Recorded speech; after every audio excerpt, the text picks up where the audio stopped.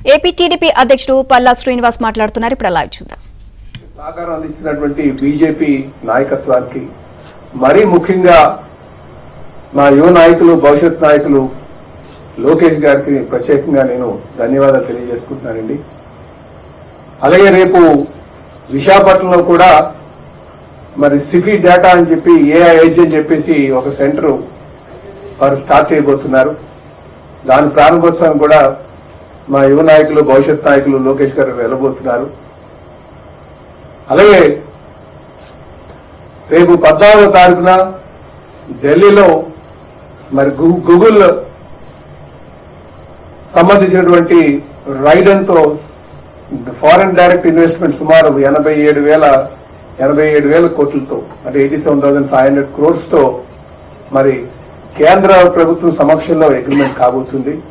అంటే ఇవన్నీ ఎందుకు చెప్తున్నామంటే రేపు విశాఖపట్నం ఒక డేటా వ్యాలీగా మారబోతుంది, అనేక డేటా సెంటర్స్ రాబోతున్నాయని చెప్పేసి ఈ సందర్భంగా తెలియజేస్తున్నా. అలాగే ప్రపంచ డేటా సెంటర్ గా వెర్జీనియా యుఎస్ లో ఉన్నటువంటి Virginia state north Virginia state data centre గా ఉంది, ప్రపంచ డేటా సెంటర్ గా. రేపు విశాఖపట్నం వరల్డ్ డేటా సెంటర్ గా మారబోతుందని చెప్పేసి ఈ సందర్భంగా తెలియజేస్తున్నా. ఈరోజు కూటమి ప్రభుత్వం ఈ రాష్ట్రాన్ని స్వర్ణాంధ్రప్రదేశ్ చేయాలనే లక్ష్యంతో అనేక కంపెనీస్ ని మరి ప్రపంచవ్యాప్తంగా ఉన్నటువంటి కంపెనీస్ ని ఆహ్వానించి ఇక్కడ పెట్టుబడులు పెట్టమని చెప్పేసి చాలా కృషి చేసినటువంటి సందర్భం. దీనికి ఈరోజు ప్రపంచంలో ఉన్నటువంటి అనేక కంపెనీస్ కూడా కూటమి ప్రభుత్వం మీద, ముఖ్యంగా చంద్రబాబు నాయుడు గారి అనుభవం మీద, వారి మీద నమ్మకంతో అనేక కంపెనీస్ ఇక్కడ వస్తున్నాయి.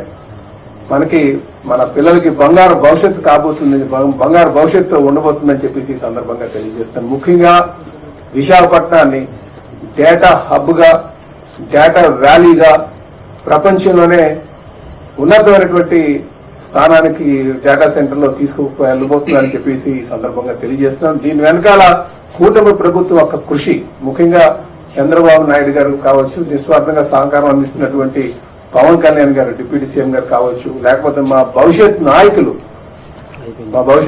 యువ నాయకులు ఐటీ శాఖ మార్చినటువంటి లోకేష్ గారి యొక్క కృషితో ఈరోజు మనం సాధించుకోబోతున్నాం అని చెప్పి ఈ సందర్భంగా తెలియజేస్తున్నాం. అలాగే నరేంద్ర మోడీ గారికి కూడా నేను ప్రత్యేకంగా ధన్యవాదాలు తెలియజేస్తున్నాను. ఎందుకంటే ఈరోజు వారి యొక్క సహకారంతో ఈరోజు ఆర్థికంగా ఎంత ఇబ్బంది ఉన్నా సరే వారు మనకి సహకారం అందిస్తూ బీజేపీ రాష్ట్ర నాయకత్వాన్ని కూడా నేను ప్రత్యేకంగా ధన్యవాదాలు తెలియజేస్తున్నాను.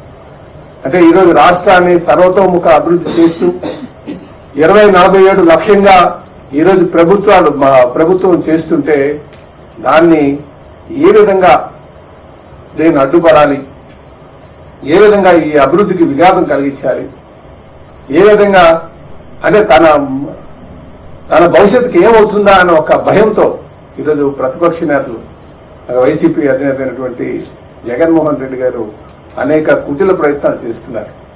ఏదో విధంగా ఈ రాష్ట్ర ప్రయోజనాల్ని అడ్డుపడేటట్టుగా, ఈ రాష్ట్రానికి ఎటువంటి పెట్టుబడులు రాకుండా వీళ్ళు చేస్తున్నటువంటి ప్రయత్నాలు చూస్తుంటే ఒక భయాందోళన, అంటే పెట్టుబడిదారుల్లో ఒక భయాందోళన కల్పించే విధంగా వీరు ప్రయత్నాలు చేస్తున్నారండి. అనేక సందర్భాల్లో మేము చెప్పాం, వీళ్ళు అటు వరల్డ్ బ్యాంక్ కావచ్చు, అంటే ఇంటర్నేషనల్ సంస్థలు, ఆర్థిక సంస్థలు ఏవైతే ఉన్నాయో అది ఆ సంస్థలకు లెటర్ రాయడం కావచ్చు, కేంద్ర ప్రభుత్వానికి లెటర్ రాయడం కావచ్చు, కేంద్ర ప్రభుత్వ సంస్థలకు లెటర్ రాయడం కావచ్చు, ఇలాగ ఏదో విధంగా అలాగే అసత్య ఆరోపణలు చేస్తూ, అసత్య ప్రచారాలు చేస్తూ అనేక విధాలుగా అడ్డుపడుతున్నటువంటి తీరు కూడా మనం గమనించాల్సిన అవసరం ఉంది. ఈరోజు జగన్మోహన్ రెడ్డి గారు ముఖ్యంగా ఈ మెడికల్ కాలేజెస్ ప్రైవేటైజ్ చేస్తున్నారని చెప్పేసి ఒక ఆరోపణ మొదలుపెట్టారు. అలాగే స్టీల్ ప్లాంట్ ప్రైవేటైజ్ చేస్తున్నారని చెప్పేసి ఇంకోటి మొదలుపెట్టారు. అంటే ఈ మధ్యకాలంలో గత ఎన్నో సంవత్సరాలుగా స్టీల్ ప్లాంట్ అక్కడ ఉన్నప్పటికీ కూడా దానికి ఏ రోజు కూడా సహకారం అందించలేదు, ఒక పైసా కూడా సహకారం అందించలేదు.